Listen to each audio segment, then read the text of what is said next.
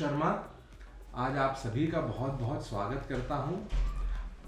हमारे साथ गिरीश व्यास जी, आचार्य गिरीश व्यास जी उपलब्ध हैं आज, जो ज्योतिषाचार्य के रूप में विगत 20 वर्षों से सेवारत हैं। कई लोगों को गाइड कर रहे हैं, कई स्टूडेंट्स को गाइड कर रहे हैं, कई लोगों के ग्रह गोचर से रिलेटेड कई समस्याओं का समाधान दे रहे हैं। आप अपने प्रिडिक्शंस के लिए जाने जाते हैं और करीबन 20 से 25 हजार कुंडलियों का अवलोकन कर चुके हैं। गिरीश भैया, बहुत बहुत स्वागत है आपका। आज मैं धन्य हो गया, आपने समय निकाल के पॉडकास्ट की अनुमति दी और आपके द्वारा आज बहुत सारा ज्ञान लेना चाह रहे हैं। गिरीश भैया, सबसे पहले ग्रहों का बेसिक हमको नॉलेज दें, क्योंकि हम ये तो समझते कि कुंडली अध्ययन करके जो भी ज्योतिषाचार्य रहते हैं वो अपना अपना अवलोकन देते हैं, अपना अपना एक गाइडेंस देते हैं। इस विषय में बेसिक ब्रीफिंग आप दें कि कहाँ से ये शुरुआत होती है। यदि कोई नया दर्शक हमको, जो आज तक किसी ने कुंडली ना दिखाई हो किसी ने, तो उसके लिए बेसिक ब्रीफिंग दे कि ग्रहों का क्या इम्पैक्ट रहता है, और थोड़ी सी ज्योतिष की व्याख्यान इस 5 मिनट दें हमको। बहुत बहुत धन्यवाद रोहित भैया, आपने काफ़ी अच्छे विषय जो है उठाए हैं। क्योंकि आजकल काफ़ी सारे प्लेटफॉर्म पे ज्योतिष को लेकर काफ़ी बात की जा रही है, नए नए विषय लेकर आ रहे हैं। ज्योतिष एक्चुअल में क्या यही है क्या, है ना, लोग समझ भी नहीं पा रहे हैं, काफ़ी सारी बातें हैं। तो यदि हम ज्योतिष की बात करेंगे तो ज्योतिष एक वृहद ज्ञान है, समुद्र है। हम तो जैसा गोता लगाएंगे और जितने अंतः पे जाएंगे उतना अच्छा मोती हमें मिलेगा, वही हम ज्योतिष को समझते हैं। आप देखिए कि ज्योतिष जो विषय है वो दृष्टि का काम करता है, अर्थात हम देखते हैं कि वेदानाम चक्षु हो, वेदों का चक्षु है, नेत्र है। तो जो षडांग है, तो हम क्या बात करते हैं कि जो वेदों का जो नेत्र है वह ज्योतिष है ना। छंद की बात करेंगे तो छंद जो है वो पांव है, वेदों के क्या हो गए, पांव हो गए। निरुक्त जो हो गए वो कान हो गए। शिक्षा घ्राण, अर्थात शिक्षा जो हो गई वो घ्राण नासिका हो गई। इस प्रकार से षडांगों में ज्योतिष को नेत्र माना गया। अब वृहद ज्ञान की जब हम बात करने जाते हैं तो हमें कई शास्त्रों का अध्ययन पूर्व में करना पड़ता है। इसलिए इसके अंतर्गत त्रिस्कंद आते हैं, होरा, संविता और सिद्धांत। अर्थात हम होरा की बात करेंगे तो होरा में राशि, ग्रह, भाव, गोचर के क्या क्या कारक होते हैं उसकी बात की जाती है, और उसका इम्प्लीमेंटेशन, उसके क्या सिद्धांत है, उसका कैसा संयोजन है, उसका कैसा इम्प्लीमेंटेशन है, वो सब हम सिद्धांत में सीखते हैं। जैसे पाराशरी सिद्धांत हो गया, जैमिनी सिद्धांत हो गया, उसको लेकर फिर हम लोग काम करते हैं। तो एक क्वेश्चन और निकल के आया आपका कि कैसे जातक कोई आया है तो उसकी पत्रिका कैसे देखना चाहिए। जनरली क्या होता है कि हम जैसे जातक आता है तो उसकी राशि देख ली जाती है, लग्न देख लिया जाता है, तो उसके स्वभाव को पहले पकड़ा जाता है कि ये किस वृत्ति का व्यक्ति है, क्या स्वभाव है, इसका मन क्या कहता है ना। फिर इसकी बुद्धि क्या, मन बुद्धि के अंदर इसके क्या हिलोरे चल रहे हैं उसको देखा जाता है। हाँ, अब भैया ये इस एज का व्यक्ति है तो हमें एज भी देखना है। भाई यहाँ एज की बात है, यदि कोई छोटा बच्चा आया है, उसकी पत्रिका आई है, तो वहाँ पर हम करियर काउंसलिंग नहीं करेंगे। यहाँ पर कुछ बातें हो सकती है, या तो वो ज़्यादा मस्ती कर रहा होगा, या वह जो बच्चा है स्वास्थ्य खराब हो रहा होगा, है ना, या वो अनडिजायरेबल व्यवहार को अडॉप्ट कर रहा होगा। तो हमें वही देखना है उस कुंडली में। फिर हमें पहले एज भी देखनी है। अगर एडोलेसेंस एज का बच्चा आया है तो अब हम बात करेंगे करियर काउंसलिंग की, तो हमें उसी पॉइंट ऑफ व्यू से आगे बढ़ना है। और यदि कोई बड़ा व्यक्ति आया है 40 साल के बाद का या 30 साल के ऊपर का, तो हमें व्यापार की बात करनी है, हमें नौकरी की बात करनी है, हमें प्रमोशन की बात करनी है, तो हमें उन भावों को उठाना है। 10वां भाव उठाना है, 6ठा भाव उठाना है, लग्न उठाना है। तो ऐसे ग्रहों को हम लोग डायरेक्ट देख लेते। तो एक तो देखिए, ज्योतिष के साथ जो ज्योतिषी है वो साइकोलॉजिस्ट भी होना चाहिए, उसका दृष्टिकोण भी ठीक होना चाहिए। यदि उसका दृष्टिकोण ठीक होगा तो तब वो उस जातक को देख पाएगा। नहीं तो 80 साल के व्यक्ति आए हैं और आपने देखा आप करियर का सवाल लेकर आए हैं तो गलत हो जाएगा। अब 80 साल के बुजुर्ग के लिए तो स्वास्थ्य काफ़ी काम करेगा, तो स्वास्थ्य के लिए सबसे पहला क्वेश्चन बनेगा नहीं यार, स्वास्थ्य जो है वो ये आना चाहिए। तो इस दृष्टिकोण से हम सबसे पहले लग्न देखेंगे कि लग्न मजबूत है या नहीं है। तो ऐसे कई सारे सिद्धांत बनाए गए हैं। ऐसी पाराशरी का जो सिद्धांत है कि सर्व त्रिकोण नेतारो ग्रहा सुख फल प्रदा पति ऐसे तृष्णायान विधि पाप फल प्रदा। तो त्रिकोण में जो लग्न पंचम और नवम है, यदि उस जातक के मजबूत हैं तो हम ये कहेंगे कि ये व्यक्ति ठीक है, स्वस्थ है और इसकी जो दिशा है वो सही जा रही है, ऐसा हम बात करते हैं। जय गुरुवर, ज्योतिष में कुंडली देखने का बेसिक पायदान या कहें विधि वो क्या हो सकती है और वो कैसे करते हैं आप लोग? कोई भी व्यक्ति, क्योंकि भांति भांति के लोग आपके पास आते हैं, सारे सभी वर्ग के, आप कैसे डिसाइड करते हैं कि क्या उसमें देखना है? या पहले आपका, जो मैं दर्शकों को बेसिक ब्रीफिंग देता हूँ, गिरीश भैया के पास सामान्यतः व्यक्ति क्वेश्चन करने से पहले ही उसका प्रिडिक्शन हो जाता है। तो ये बहुत बड़ा उपलब्धि है, बहुत बड़ा वो है गिरीश भैया आपका, इसके बारे में कुछ बताएं। देखिए रोहित भैया, ये बहुत अच्छा प्रश्न है, क्योंकि आजकल व्यक्ति को ये लगता है कि कुंडली आ गई है तो मुझे कहना है जी, लेकिन हमें कहना नहीं है। हमें सबसे पहले हमारे मस्तिष्क की संक्रियाओं को बढ़ाना है, उसमें कैलकुलेशंस डालने हैं कि जो भी कुंडली आई है जी, जो 12 खाने हैं ना, प्रथम से लेकर द्वादश तक, जी, वो 12 खाने दिखते बड़े सरल हैं कि गुरु यहाँ बैठा है, इसकी पत्रिका में बैठा होगा। अब आप देखिए कि एक ही समय पे व्यक्ति का जन्म हो गया और 2 जुड़वा बच्चे हो गए, लेकिन एक तो गवर्नमेंट जॉब में चला गया और उसी समय का जो बच्चा 2 मिनट बाद का जो बच्चा था वो चला गया है कि प्राइवेट जॉब कर रहा है या ठेला चला रहा है या खुद का व्यापार कर रहा है। ये बड़ी बात है। तो हमें सबसे पहले शोधन करना है लग्न का, है ना। तो हमें इष्ट काल का भी शोधन करना है। सबसे पहले हमें इष्ट काल को देखना पड़ता है कि वह कितना पावरफुल है और वो उस समय कौन सा लग्न आ रहा है। अब आप कहेंगे कि 2 घंटे तक तो एक ही लग्न है, लेकिन ऐसा नहीं है। क्या है कि लग्न तो है लेकिन उसके अंश में भेद है ना। जो अंशात्मक भेद है उससे व्यक्ति का डिजाइन होता है कि वो कैसे होगा। यानी 1 मिनट में 60 सेकंड, तो 60 सेकंड के भी 24 भाग हैं। वहां जाकर हमें पहले देखना होता है। तो सबसे पहले बेसिक हम लग्न को देखें कि लग्न यानी व्यक्ति जो आ रहा है वो क्या चाहता है ना। अब उसकी चाहत क्या है, वो नौकरी करना चाहता है या बिजनेस करना चाहता है या इस फील्ड को लेना चाहता है, उसको हम देखते हैं। इसमें एक प्रश्न मैं पूछना चाहूँगा गुरुवर कि सबसे पहले आप दर्शकों को थोड़ा सा एक लग्न के बारे में कुछ ब्रीफिंग दे और सूक्ष्म चले जाएं, और लग्न की क्या भूमिका रहती है उसमें, और ज्योतिषी गणना के हिसाब से भी लग्न क्या प्रमुखता रखता है। क्योंकि चूंकि सबसे पहला खाना होता है, हमको ये मालूम है, और लग्न को कई लोग रिलेट करते हैं शरीर से। तो पहला जो आप बता रहे हैं उसमें क्या भूमिका निकल के आती है कि लग्न का सबसे पहला खाना है और सबसे महत्वपूर्ण भी कहा जाता है। इसके बारे में कुछ और इसी से जोड़ के बताएं हम। अब राजा कौन है कुंडली में? लग्न। जय हो। सारी चीजों का भोग कौन कर रहा है? लग्न जी। धन किसके पास आएगा? लग्न के पास। मेहनत कौन करेगा? तृतीय भाव से लग्न। सुख सुविधाएं चतुर्थ भाव में कौन देखेगा? भाई मकान, वाहन, गाड़ी, मोटर, सारे सुख जो आएंगे वह कौन लेगा? लग्न। शिक्षा कौन ग्रहण करेगा? लग्न। सफलता किसको प्राप्त होगी? लग्न। और जब व्यक्ति सफल होगा तो दुश्मन भी किसके बनेंगे? लग्न के। और विवाह होगा तो किससे होगा? लग्न से। और आयु किसकी बढ़ेगी? शोध करेगा, दुर्घटना होगी, वो सब किसकी होगी? अष्टम से लग्न की। और भाग्य प्रबल होगा तो किसका होगा? लग्न का। और कर्म, जॉब, प्रमोशन, गुडविल, ख्याति सब किसकी बढ़ेगी? सभी लग्न की। और इनकम होगी एकादश से तो किसकी? लग्न की। और व्यय भी होगा तो, और विदेश यात्रा करेगा तो कौन? लग्न करेगा। तो सबसे पहले हमें लग्न देखना है कि लग्न किस ओर जा रहा है, लग्न किसको वेटेज दे रहा है।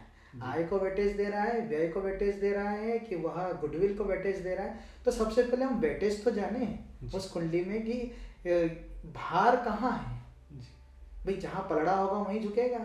तो कुंडली में सबसे पहले हमें यह देखना है कि वो उसका वेटेज कहाँ है। तब हम उसकी बात करेंगे। और वहाँ अगर बात होने लगती है तो व्यक्ति के संपर्क की बात है, संबंध की बात है। अर्थात जब व्यक्ति वहाँ पर संबंधित हो जाता है, जैसे आपने कहा कि चूंकि हमारे यहाँ कोई भी व्यक्ति आता है तो हम सबसे पहले कोशिश करते हैं कि उसकी प्रॉब्लम्स क्या है उसको डायग्नोस करते हैं जी। तो हम लोग पहले ही हमारे पर्चे पे लिखते हैं कि भैया ये प्रॉब्लम हो सकती है जी। क्योंकि कैलकुलेशन है, कोई चमत्कार नहीं, कोई जादू नहीं, जी। क्योंकि वो कैलकुलेशन है। हम लोग वेटेज देखते हैं, जिसका वेटेज आएगा, जैसे सडबल की बात होती है जी। तो सडबल में कौन से ग्रह का वेट आ रहा है। तो जी। अब लग्न की बात है, अब लग्न मान लीजिए मेष लग्न है, मेष लग्न का जो स्वामी है वह मंगल है। जी। अब मंगल है तो वह व्यक्ति कैसा होगा, सुंदर होगा, लालिमा छाएगी, थोड़ा गर्म स्वभावी होगा क्योंकि मंगल गर्म है, जी। सेनापति होगा, कोई भी काम करने की इच्छा स्वयं से होगी, जी। है ना, एक्टिव होगा। जी। अब हमें ये देखना है कि लग्न मजबूत है या नहीं है। ऐसा ये तो बात हमने कह दी कि ये होना चाहिए, अब वाकई में है या नहीं, तो फिर हम मंगल को देखेंगे कि मंगल की दूसरी राशि कहाँ है। तो मंगल की मेष लग्न की पत्रिका में अष्टम में राशि है, तो अष्टम में है। तो अब मंगल को हम देखेंगे मंगल कहाँ बैठा है। अगर मंगल केंद्र त्रिकोण में हो गया तब तो वो लग्न के फल दे रहा है, मतलब व्यक्ति मजबूत है, किसी गलत काम में नहीं जाएगा, वो अच्छा काम करेगा और इर्द गिर्द मंगल से संबंधित विचारधारा उसकी बन जाएंगी, है ना। और यही मंगल यदि अष्टम में बैठ जाए, छठे में बैठ जाए, एकादश में, द्वादश में बैठ जाएगा तो फिर हमें ध्यान करना पड़ेगा अष्टम का भी। लेकिन पाराशर जी भी इसमें कहते हैं कि भाग्य व्याधि पत्ते न रंध्रे सुन शुभ प्रदा स एव शुभ संधाता लग्नाधीशो पिचे स्वयं। अर्थात अगर मंगल की एक राशि अष्टम में है और एक राशि लग्न में है तब भी मंगल को कोई दोष नहीं है, ऐसा मंगल शुभ ही रहेगा। तो आप पूरी पत्रिका में मंगल जहाँ बैठेगा वहां तो शुभ करेगा, लेकिन तृतीय में बैठ गया तो उसकी शुभता में न्यूनता आ जाएगी, वो शुभ करने में असमर्थ होने लगेगा। तो फिर हमें यह देखना पड़ेगा कि एट द टाइम जब व्यक्ति पत्रिका लेकर आया है तो उस समय मंगल की दशा या मंगल का अंतर तो कहीं नहीं चल रहा। अगर वह चल रहा होगा तब हम कहेंगे कि भैया काम हो जाएगा, और अगर नहीं चल रही होगी, उसके विपरीत ग्रहों की चल रही होगी, शनि की चल रही होगी, बुध की चल रही होगी, शुक्र की चल रही होगी, तो यहाँ हमें रुक जाना पड़ेगा। फिर हम रुकेंगे नहीं, अब रुकना है। जैसे कि आप जानते ही हैं कि मैं रोक देता हूँ कि 2 साल तक आपको रुकना है, आपका टाइम ठीक नहीं है, हम यहाँ इन्वेस्टमेंट नहीं करेंगे, हमारे साथ जो काम चल रहा है उसको लेकर आगे बढ़ेंगे, इसके अलावा नया कोई काम हम नहीं करेंगे। और जनरली कलयुग में यही होता है, जब टाइम खराब आने लगता है तो व्यक्ति नए बिजनेस की प्लानिंग करता है जी। और ज्योतिषी केवल दृष्टि देने का काम है जी। वो केवल रोक रहा है कि अभी टाइम ठीक नहीं है, आप 2 साल बाद करिए। तो हमारे यहाँ केवल यही बात है कि हम लोग देखते हैं कि 2 वर्ष बाद काम करें तो वाकई ऐसा होता है। 2 वर्ष बाद व्यक्ति जाता है तो उसका लाइफ डिजाइन हो जाता है, उसका लाइफ सेट हो जाता है। इसलिए शनि की बात होती तो धैर्य और अनुशासन की बात होती है ना। तो शनि आ गया तो शनि को देखेंगे इसमें धैर्य और अनुशासन है या नहीं है, तब हम बात करेंगे कि हाँ यार अब इसको क्या बात करनी है। यहाँ जाकर कुंडली का परीक्षण होता है।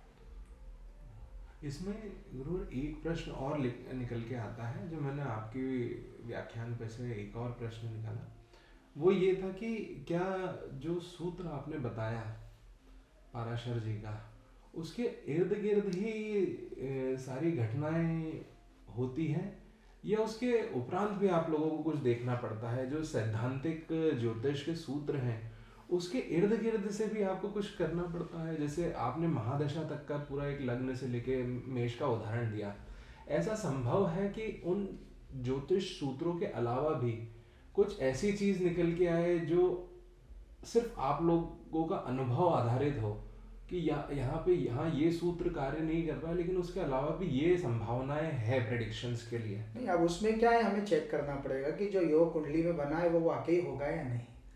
तो हम लेबोरेटरी में जाएंगे, हमारे एस्ट्रोलॉजी में लेबोरेटरी है जिसको षोडशांश कहा जाता है।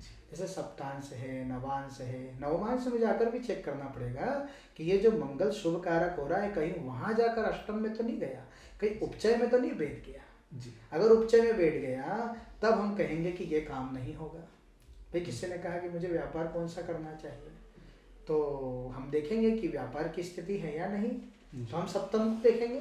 और सप्तम भाव का स्वामी अगर नवांश में जाकर अगर अच्छे स्थान पर बैठ रहा है, दशमांश में जाकर अच्छे भावों से युद्ध हो रहा है, तभी हम कहेंगे कि आप व्यापार करिए।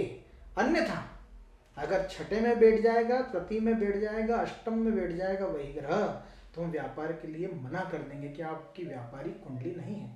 अब आप केवल नौकरी कीजिए, ये लेबोरेटरी है, यहाँ चेक करना पड़ेगा, तब हम जाकर, क्योंकि वो 12 खाने केवल दिखा रहे हैं, लेकिन उसको चेक करने की प्रणाली हमारे यहाँ अलग है और बहुत सूक्ष्म रहती होगी गुरुवर। उससे भी सूक्ष्म है। फिर हम लोग नक्षत्रों में जाएंगे कि यदि वहां पर भी उसने मना करा है तो फिर तो मना हो गया। लेकिन अगर उसने हाँ किया कि हाँ यार केंद्र त्रिकोण में बैठ गए हैं, अब लग्न में ही बैठ गए, फिर नवांश में जाकर लग्न में ही बैठ गए हैं, बहुत अच्छा है, तो फिर हम उसका नक्षत्र पकड़ेंगे। कहीं शनि राहु का नक्षत्र नहीं आ रहा है, वहां जाकर भी व्यक्ति को दिक्कतें आएंगी। अब यहाँ पर भी दिक्कत है, उसके पश्चात भी हम फिर दशा देखेंगे कि ये जो योग बना है ये है या नहीं जी। पता चला कि हमने ये योग तो देखा कि अरे आपकी नौकरी लगने वाली है, बड़ी प्रचंड है, और पता चला शनि आपका मारक था, खराब योग थे, तो वही शनि की दशा चल रही है जी।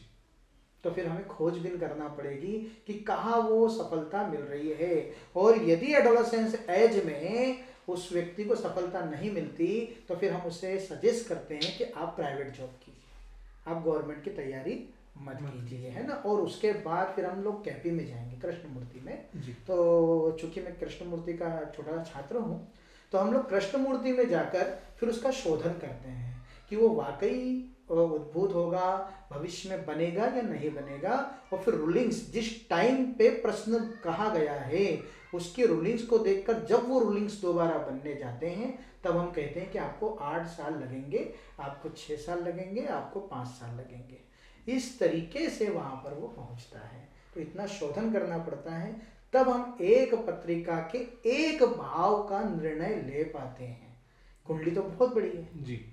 तो एक कुंडली जो है 144 प्रकार से देखी जाती है। गुरुवर, जब आपके पास व्यक्ति आते होंगे तब अधिकाधिक लोग बहुत समस्या लेके आते होंगे आपके पास, या उनकी मनोस्थिति बहुत ही खराब रहती होगी कि अब हमारे साथ ये हो गया, XYZ चीजें हो रही हैं। उस वक्त आप कैसे उनको धारा प्रवाह में लाते हैं और मुख्य धारा से जोड़ते हैं? मेरा जो बेसिक फंडा कह लें या मेरे जीवन का दृष्टिकोण कह लें, मेरी सबसे पहली आदत होती है कि मैं व्यक्ति के अंदर पॉजिटिविटी भर दूं, सकारात्मकता ले आऊं। क्योंकि व्यक्ति कभी कभी हताश होकर आता है, उसे ऐसा लगता है कि मेरी दुनिया अब खत्म हो गई, अब कुछ नहीं बचा है, मैं क्या करूंगा, मैं तो हिमाचल में जाकर बिल्कुल सेवा करता हूँ। तब हमें ये करना होता है कि हम लोगों को फ्यूचर देखना होता है कि इसका ये जो समय चल रहा है वो कब तक है। जैसे किसी की पत्रिका में राहु की दशा चल रही थी, उसमें शनि चल रहा था और शनि में भी केतु आ गया, है ना। अब हमें ये देखना है कि उसकी जो पैनल है, जो ग्रहों की पैनल्स होती हैं, जैसे मान लीजिए सूर्य, चंद्र, मंगल, राहु, गुरु तक की एक पैनल हो गई, और उसके बाद शनि, बुध, केतु और शुक्र की एक पैनल हो गई। तो अब हम उस पैनल्स को देखेंगे कि इसकी कुंडली से अगर संबंधित लाभकारी अगर हो रही है तो फिर हम कहेंगे कि 2 वर्षों के बाद आपके योग अच्छे आ रहे हैं, आप 2 साल तक वेट कर लो। ये कहा, अगर उसमें क्षमता है, लग्न मजबूत है, तो हम कहते हैं कि आप कर सकते हैं, आप कहीं जॉब कीजिए या अपने समय को कैसे करके आप वहां से निकालिए। और कुछ रेमेडीज, जो भी ग्रह आएगा उसकी रेमेडीज हमने लिखी कि यहाँ पर ये आप जप करिए, यहाँ पर गोपाल सहस्त्र नाम का पूजन करिए, जप करिए, पाठ करिए। ऐसे करके वो व्यक्ति अपने उस 2 साल को जैसे ही निकालता है तो आप मानिए वो एक सही धारा में, सही चीज़ों में पहुँच जाता है ना। इतना हम लोग कर देते हैं कि 2 साल तक। और यदि उसका लग्न बहुत कमज़ोर है, वो सहन नहीं कर सकता है, तो फिर हम रेमेडीज़ पे जाते हैं।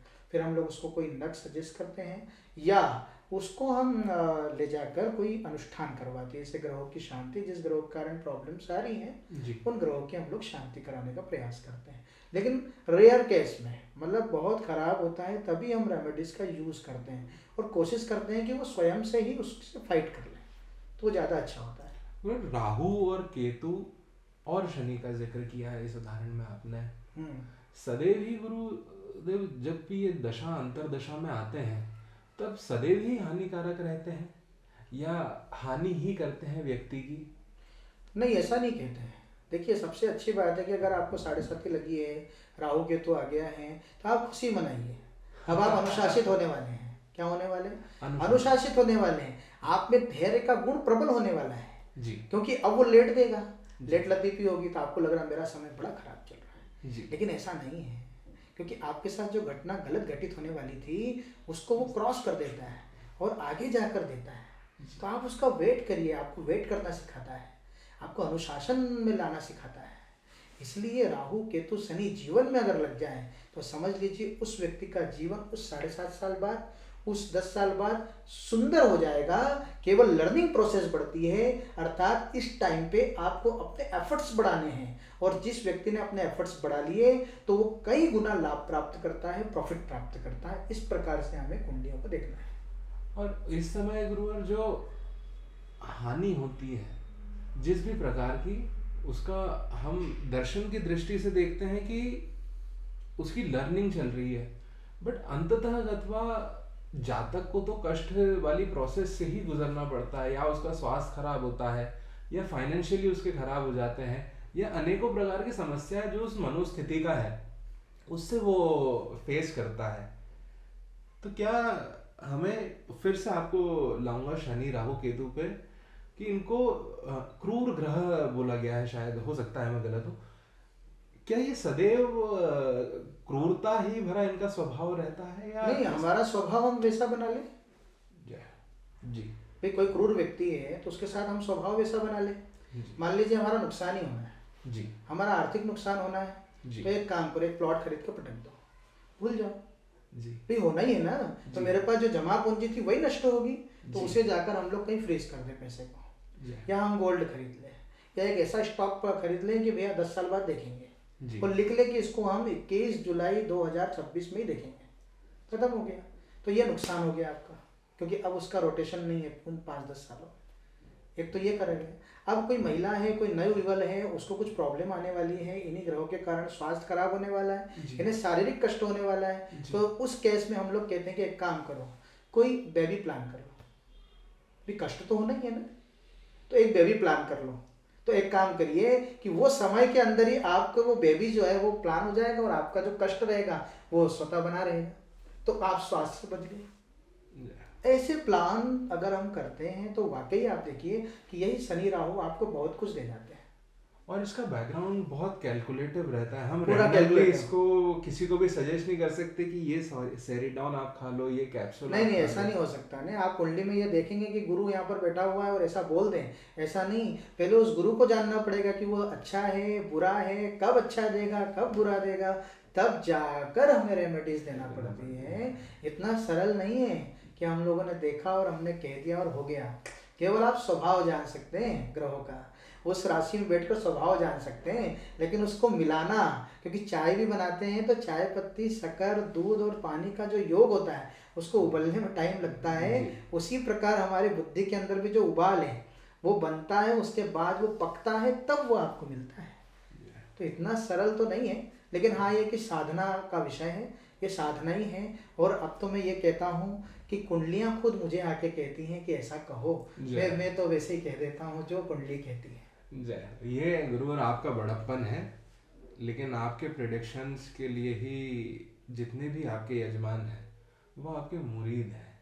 और ये ब्राह्मणत्व में और ज्योतिष में ये चीज़ साधना के इस लेवल तक जाना, ये बहुत बड़ा साधो है, बहुत बहुत साधुवाद इसके लिए आपको। ये तो मुझ पर कृपा है प्रभु की कि मैं इस जगह आया और मैं देख पाता हूँ और अपने आप को खुश नसीब मानता हूँ कि मेरे द्वारा कई लोगों को लाभ मिला। गुरु बहुत बहुत धन्यवाद, आज आपने कई सारी जानकारियाँ अनुभव आधारित हमारे साथ आज आप कैमरे के सामने उपलब्ध हुए, बहुत बहुत धन्यवाद। जाते जाते गुरुवर एक कुछ और विषय आप सूक्ष्म सा जो हमारे दर्शकों तक पहुंचा सकें, तो एक विषय जो भी आपको इतने वर्षों के अनुभव में जो आपको छूता हो, जिस विषय में आप बात करना चाहते हो। और सबसे अच्छी बात है कि यदि हम अच्छा डॉक्टर ढूंढते हैं तो हमें एक अच्छा ज्योतिषी ढूंढना चाहिए।